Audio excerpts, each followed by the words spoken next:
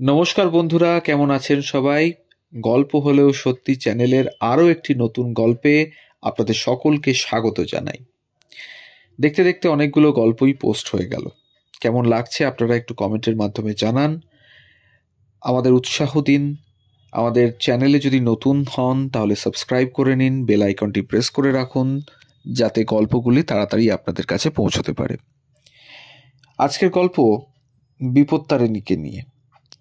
13 রকম ফুল, 13 রকম ফল, 13টি পান, 13টি সুপারি এবং 13 গাছা লাল সুতোতে 13 গাছা দূর্বা সহযোগে 13টি গিঁট বেঁধে ডুরি তৈরি করতে হয়।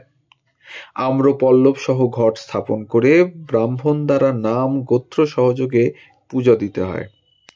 পূজার পরে বিপত্তারিণী দেবীর ব্রতকথা শোনা পূজারই অঙ্গ। এবং শোনা যায় খাবারেরও বিশেষ নিয়ম আছে। মনে হয় 13টি লুচি সেবন করতে হয় সেদিন যারা ব্রতটি পালন করেন। হিন্দু শাস্ত্রে বিপত্তারিণীর ব্রত পালনের অর্থ দেবী দুর্গার আরাধনা করা।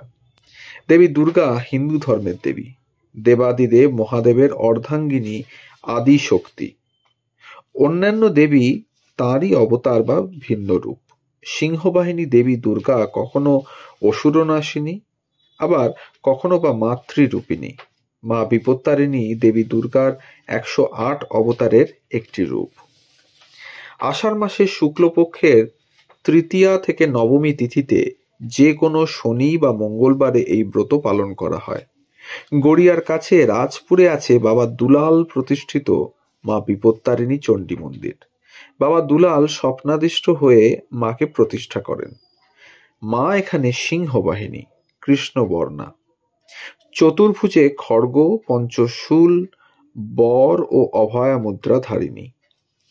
আষাঢ়ের শুক্লা তৃতীয়া আর দশমীর মধ্যেকার মঙ্গলবারে এখানে মায়ের বাৎসরিক পূজা অনুষ্ঠিত হয়ে থাকে। মা মহামায়ার রূপ বৈচিত্র্যের বিস্তার যে অপরিসীম, তাই এই মন্দিরের মাতৃবিগ্রহ দেখলে আবার মনে পড়ে যায়। ভক্তদের বিশ্বাস মা এখানে খুব জাগ্রতা, সকলের সকল মনস্কামনা পূর্ণ করেন এবং সকল বিপদ থেকে রক্ষা করেন। এটা একটা বিশ্বাস। তাই জয় জয় দেবী চণ্ডীর জয়, জয় বিপত্তারিণী দেবী চণ্ডীর জয়। সকলের মঙ্গল করো মা, সবাইকে ভালো রেখো মা। এই ছিল আজকের গল্প মা বিপত্তারিণীকে নিয়ে। আমাদের ভিডিওগুলি যদি ভালো লাগে তাহলে কমেন্টের মাধ্যমে জানান। আমাদের ভিডিও পোস্ট করার সময় প্রত্যেক দিন ঠিক সকাল 9টা থেকে 9টা 30-এর মধ্যে। সবাই ভালো থাকুন। ধন্যবাদ।